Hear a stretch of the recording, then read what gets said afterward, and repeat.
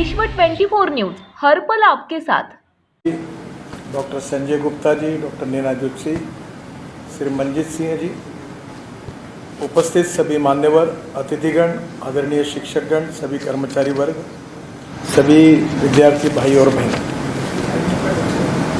World university of design का ये जो दीक्षांत समारोह है, इस उपलक्ष्य में मैं सबसे पहले जो आज डिग्री हासिल कर रहे हैं ऐसे सभी विद्यार्थी भाई और बहनों को हृदय से बहुत बहुत शुभकामनाएं और शुभेच्छाएं देता हूं और उनके उज्जवल भविष्य की कामना व्यक्त करता हूं। जिन विद्यार्थियों को गोल्ड मेडल्स मिले हैं उनका भी मैं विशेष रूप से अभिनंदन करता हूं।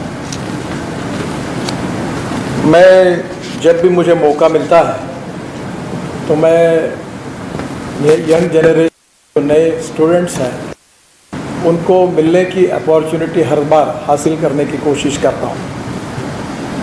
मैं जब मुंबई में था, मंत्री था महाराष्ट्र में, तो उस समय सिम्बोसिस यूनिवर्सिटी में मैं पूना में लेक्चर देने के लिए भी जाने का मौका मुझे मिला।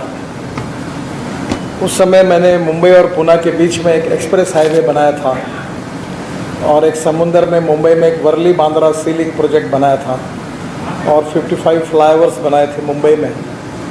तो उसकी सक्सेस स्टोरी की क्लास में सिलेबस में था और उसके लिए मैं MBA स्टूडेंट के सामने बोलने के लिए यूनिवर्सिटी में सिम्बोसिस यूनिवर्सिटी जाता था। आजकल मुझे समय मिलता नहीं, मैं आपके जितना होशियार भी नहीं हूँ, पर मैं ये मानता हूँ कि आपका रोल बहुत इम्पोर्टेंट है। I always telling to the students two important philosophies. One is knowledge as a power. The innovation, entrepreneurship, science, technology, research, skilled and successful practices, we name it as knowledge, and conversion of knowledge into wealth is the future.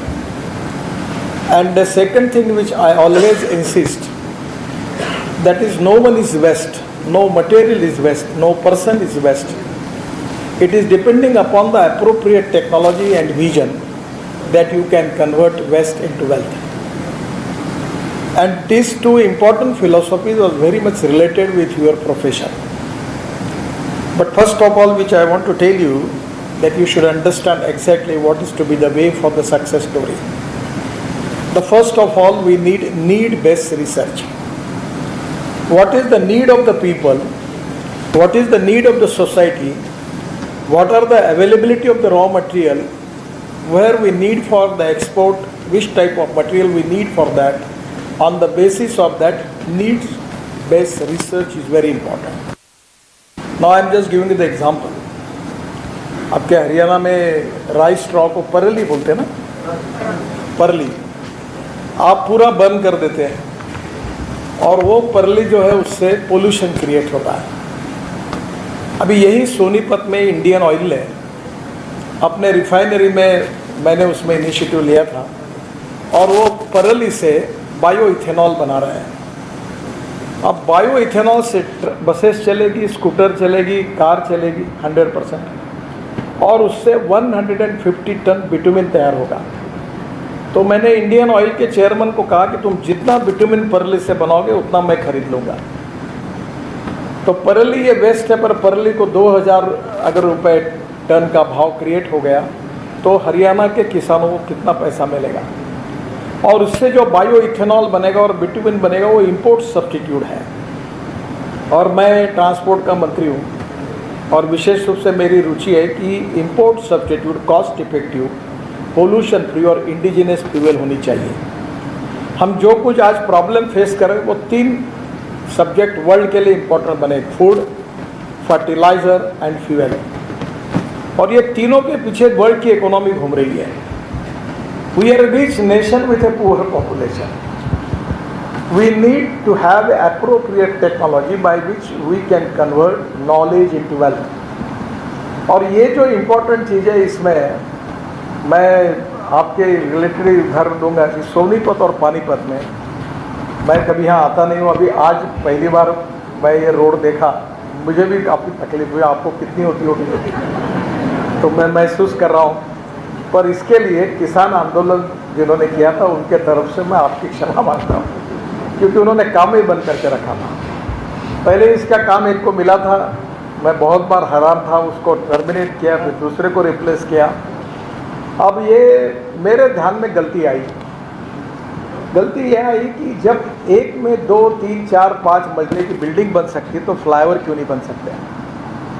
तो अब मैंने अपने यहाँ अपने constituency में ऐसा flyover बनाया कि नीचे में रोड 8 लेन, ऊपर में 6 लेन फ्लाईओवर और उसके ऊपर में मेट्रो।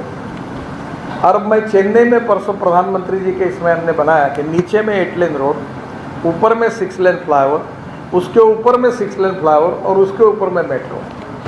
अब पुणे में भी हम लोग पुणे अहमदनगर रोड पर शिरूर से वाघोली तक ऐसे ही एलिवेटेड रोड बना रहे हैं। तो मैं जब यहाँ का ट्रैफिक देख के आया तो मुझे अधिकारी कहते थे कि अब हम लोग Katra to Delhi express highway बना रहे हैं, तो उसका काम काफ़ी ज़ोरों में शुरू है। तो बोले इसका ट्रैफिक कम हो जाएगा, पर मुझे नहीं लगता इतना कम होगा। तो मेरे यहाँ अभी परसों अगले सप्ताह में मीटिंग है पूरी इस रोड की, और मैं उनको कह रहा हूँ क्योंकि ये रोड के बिल्डिंग ब्रिजेस वगैरह आउटडेटेड होगी टेक्नोलॉजी। अब इसको 2nd फ्लोर, 2 फ्लोर, 3 फ्लोर बनाओ ताकि लोग ऊपर के ऊपर निकल जाए। तो मैंने उस समय यमुना में जो गंगा, इसके लिए गंगा को शुद्ध करने के लिए 40 नदियों को शुद्ध करने के लिए हमने योजना हाथ में ली थी, और उसमें मैंने 28,000 करोड़ दिए। उसमें सोनीपत पानीपत प्रोजेक्ट पूरे किए। मेरी कल्पना ये थी कि यहाँ से यमुना को शुद्ध करके उस यहाँ से सोनीपत, पानीपत से दिल्ली, दिल्ली से मथुरा, मथुरा से आगरा, आगरा से इटावा और इटावा से इलाहाबाद, प्रयागराज। अब प्रयागराज से वाराणसी मैंने वाटरवेज बना लिया, 3 मीटर का draft. Varanasi to Haldia 1350 kilometre मैंने वाटरवेज बना दिया। फिर हल्दिया के बाद बंगाल की खाड़ी है तो वहाँ कोई ड्रेजिंग करने की ज़रूरत नहीं। फिर ब्रह्मपुत्रा है, ब्रह्मपुत्रा में ड्रेजिंग करा के पूरा कंप्लीट कर दिया।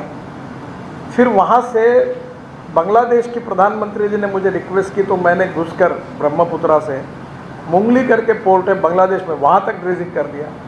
तो मेरी कल्पना ये थी कि पंजाब हरियाणा का मटेरियल सोनीपत पानीपत में जहाज में बैठेगा और पूरा direct south east Asia, Indonesia, Malaysia, China और नॉर्थ ईस्ट को जाएगा। अब मैंने 70% काम पूरा कर दिया, और मैंने उस समय एक एम्फीबियस सी प्लेन लाया, जैसे आप डिज़ाइनिंग करते हो वो एम्फीबियस सी प्लेन ला के उसके नियम बनाए। और मेरी कल्पना ये थी कि आप सोनीपत, पानीपत या दिल्ली में प्लेन पानी पे उतरेगा और यहाँ से डायरेक्ट उड़ते हुए सीधा डायरेक्ट आप कहीं भी जाओगे, इलाहाबाद में, प्रयाग में, वाराणसी में या नॉर्थ ईस्ट में या कोई भी तालाब में, जयपुर के झील में, कोई उदयपुर में जाके भी उतर सकेंगे। जैसे हमारे पास एयरपोर्ट है वैसे रिवर पोर्ट बनेंगे, सी पोर्ट बनेंगे। तो ये लगभग काफ़ी काम हुआ। ये सब नए इनोवेटिव आइडियाज़ हैं, और हमारा माइंड सेटअप जो है वो इनोवेटिव आइडिया से भरा हुआ है। और आपको तो इसके लिए पहली बात है कि प्रोडक्ट डिज़ाइनिंग में तो इसको सबसे बड़ी आवश्यकता है। तो मुझे ये इस बात की खुशी है कि आपको ये हमारे एक्सपोर्ट क्या होता है, हमारा इंपोर्ट क्या होता है, हमारी रिक्वायरमेंट क्या है। अभी परली में इतना गाजीपुर ना जो कचरा है, मैं दिल्ली मेरठ हाईवे बना रहा था, मैंने पूरी कोशिश की ये पूरी टेकड़ी निकाल कर रोड में डाल दी, और इसको सेग्रीगेट करना था। तो सेग्रीगेट करने में कारपोरेशन करेगी कि यूडी करेगी, आखिर तंग आके मैंने छोड़ दिया। अभी मैंने देखा कि कुछ काम चल रहा है। अब इतनी बातें हैं कि वेस्ट से पैसा मिल सकता है। मैंने खुद अपने शहर में 7 साल पहले जो गंदा पानी है टॉयलेट का वो बेच दिया। अब आप तजुब करोगे कि मेरे शहर का पानी बेचकर कितना पैसा मिलता है, 300 crore. We are getting resources 300 crore from waste water, और उसको हमने महाराष्ट्र सरकार के पावर डिपार्टमेंट को दे दिया। अब ये सोनीपत और पानीपत में इंडस्ट्री को पानी लगता है, योजना मैंने बनाई, पर वो पानी मुझे मालूम नहीं अब कोई बेचता है कि नहीं बेचता है। पर इसमें आगे जाकर मथुरा में मैंने एक प्रोजेक्ट किया, मथुरा में ऑयल रिफाइनरी थी। यही इनोवेटिव अप्रोच का फ़ायदा कैसे होता है। तो पहली बार मुझे कोई हंसे रहे थे कि होगा कैसे। तो प्रोजेक्ट ये किया कि 80 mld जो स्लश था मथुरा का वो रिसाइकलिंग किया, और इंडियन ऑयल जो इरिगेशन से पानी लेता था उनको बुलाकर मैंने कहा कि तुम ये पानी लो, और उसके बजाय त्रिवेणी इंजीनियरिंग कंपनी को अवार्ड हुआ 40% from government as a equity as a grant and 60% from the entrepreneur. तो त्रिवेणी इंजीनियरिंग करके कंपनी ने प्रोजेक्ट लिया, पूरा हो गया, और 80 mld स्लस से उन्होंने अच्छा पानी निकालकर इंडियन ऑयल को दिया, और 20 करोड़ रुपए इंडियन ऑयल उसके दे रहे हैं, और उस पर प्रोजेक्ट वायबल हो गया। तो मथुरा भी साफ हो गई। तो इसी प्रकार से जो अनेक प्रकार की जो इनोवेशन है उसमें देश की ज़रूरत क्या है।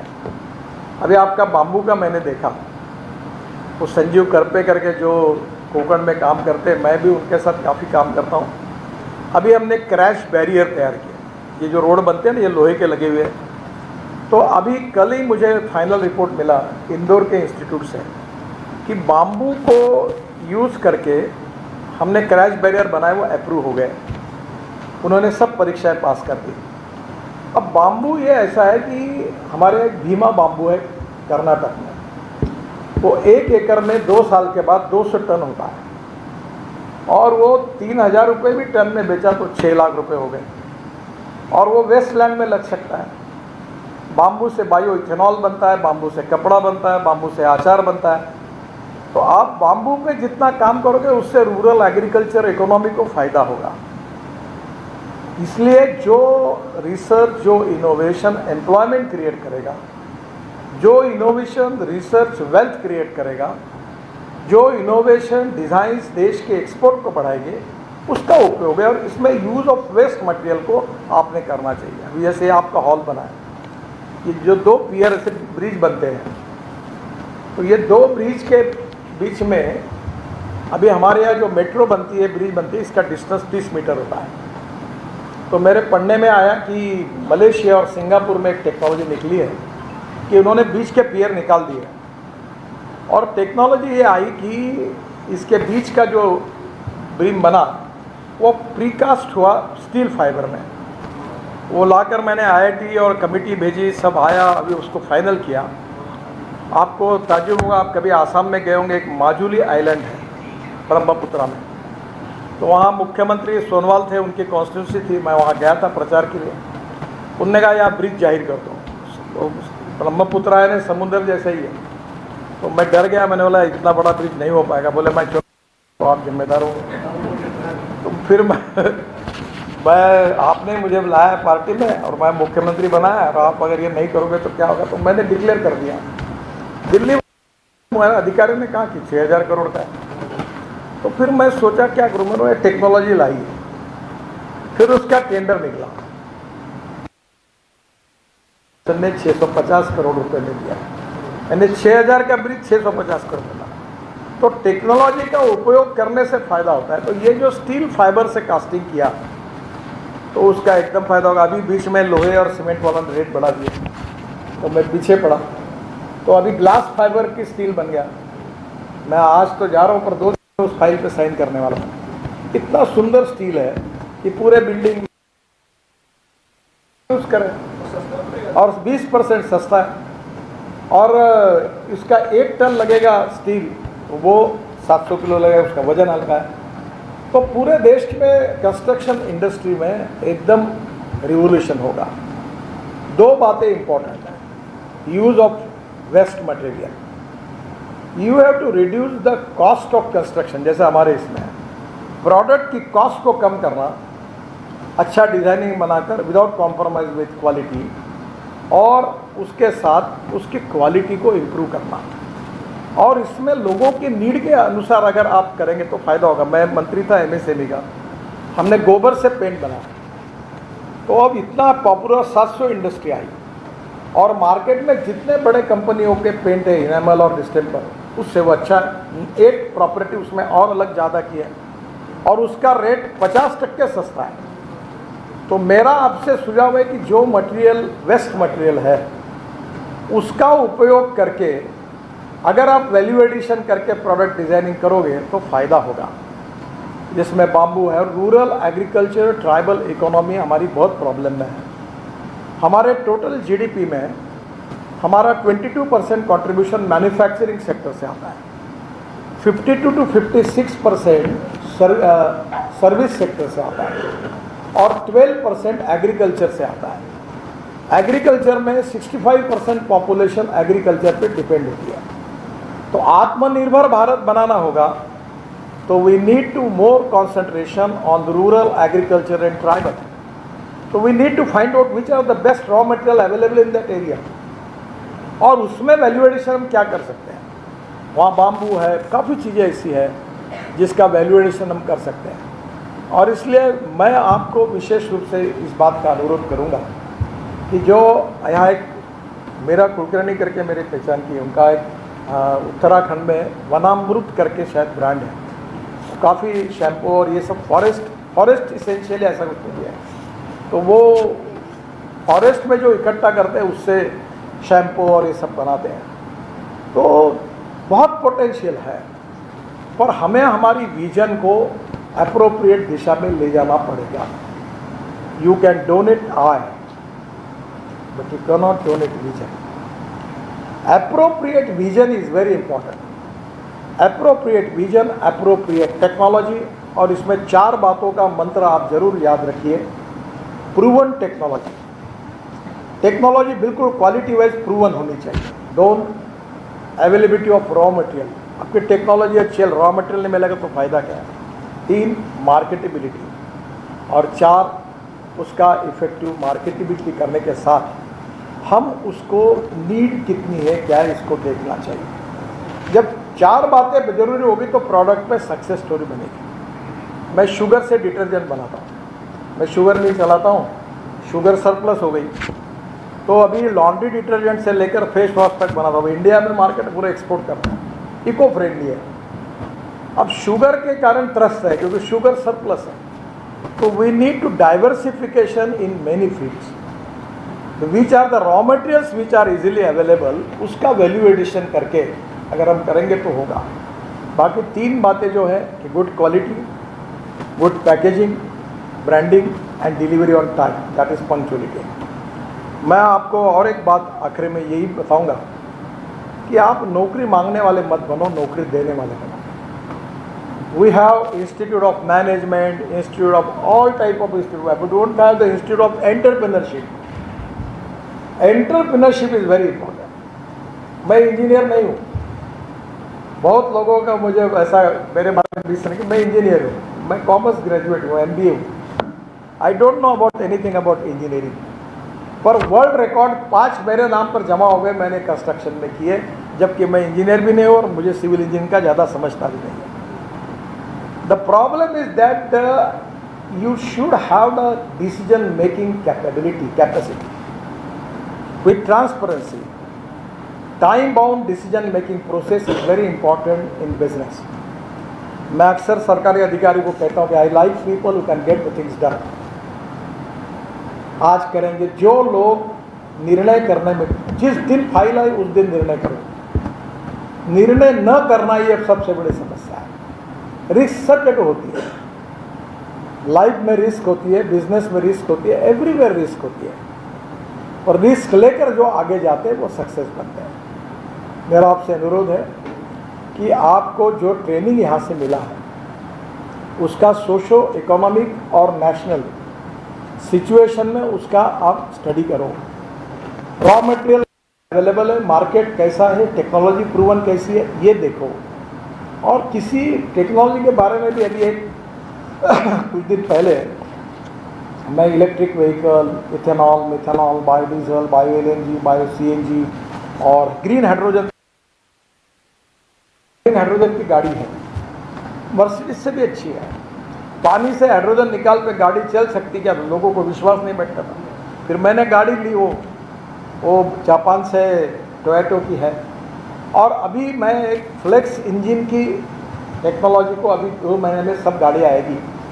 बजाज, TVS और हीरो की पूरी स्कूटर्स आ गई, ऑटो रिक्शा आ गई, और अभी टोयोटो, हुंडई, सुजुकी सबकी गाड़ियाँ आ रही है।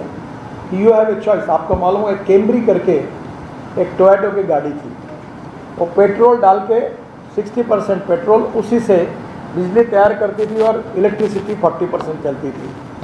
अब मैं जो गाड़ियाँ ला रहा हूँ वो 100% बायो इथेनॉल पर है, पेट्रोल के बजाय फ्लेक्स इंजन, और उसके साथ वो इलेक्ट्रिक भी तैयार करेगा 40%। तो एकदम कॉस्ट, और इथेनॉल का रेट 60 रुपीज़, पेट्रोल का 120 रुपये। इथेनॉल पोल्यूशन ना करने वाला ग्रीन फ्यूल, राइस से, ब्रोकन राइस से, कॉर्न से, वीट से, शुगर केन जूस से, मोलाइसिस से इथेनॉल बनेगा जो किसानों के लिए आवश्यक है। हरियाणा और पंजाब में चावल रखने के लिए जगह नहीं, इतना चावल पैदा हो रहा है, और इसलिए जो पैडी नहीं लगाएगा उसको इंसेंटिव दे रही सरकार। तो मैंने कहा ये diversification of agriculture towards energy and power sector पीछे लगकर अब सब इथेनॉल बनेगा। अब इथेनॉल की इकोनॉमी 5 लाख करोड़ की बनाने का मेरा सपना है। Nothing is impossible. Impossible word itself it means that it's possible. तो मुझे लगता है कि आपकी विजन, आपके डिज़ाइंस देश के एक्सपोर्ट को बढ़ाने वाले हैं। आपके डिज़ाइन, आपके प्रोडक्ट एम्प्लॉयमेंट पोटेंशियल को खड़ा करने वाले हों। आपके डिज़ाइन, आपके प्रोडक्ट आपको इकोनॉमिक वेल्थ हासिल करने के लिए मदद करने वाला हो, क्या कि मार्केट का चॉइस उसके साथ हो, तो निश्चित रूप से आपकी सक्सेस स्टोरी बनेगी। और इसलिए ये जैसे इटाली है, वहाँ बहुत डिज़ाइनिंग का काम अच्छा होता है, फ्रांस और इटली। अभी आनंद महिंद्रा मेरे पास आए थे, तो मैं उनको बहुत बार कहता था कि तुम्हारी गाड़ियों के डिज़ाइन बदलो, टाटा को और उनको। तो उन्होंने इटली में एक डिज़ाइनिंग कंपनी खरीदी, और वो इतने अच्छे अच्छे डिज़ाइन आ रहे उनके और टाटा के। तो टाटा को एक बार मैंने कहा कि आपकी गाड़ियाँ, आप ये सब बाहर के ब्रांड आके पॉपुलर हुए और आप क्यों ऐसा करते हो? बोले क्या मतलब, आपको वो लैंड रोवर आपके पास है, उसका इतना अच्छा है, वो टेक्नोलॉजी यूज़ करो और यहाँ इंडिया में गाड़ियाँ बनाओ। उन्होंने भी बनाई, तो वेटिंग लिस्ट चालू हो गई। अब टाटा का सेल बढ़ गया, महिंद्रा का सेल बढ़ गया, क्योंकि लोग जो होते हैं वो कॉस्ट सेंट्रिक पॉलिसी उपयोग के लिए क्वालिटी सेंट्रिक चाहिए, और लोगों को अच्छी क्वालिटी चाहिए। तो मुझे लगता है कि आप निश्चित रूप से आपके जीवन में आपको सफलता हासिल हो, आपको अच्छा यश मिले, इसलिए मैं आपको बहुत बहुत शुभकामनाएं देता हूं। और फिर से एक बार मुझे आने का मौका मिला, इसलिए मैनेजमेंट को धन्यवाद देता हूं। बहुत बहुत धन्यवाद। नमस्कार।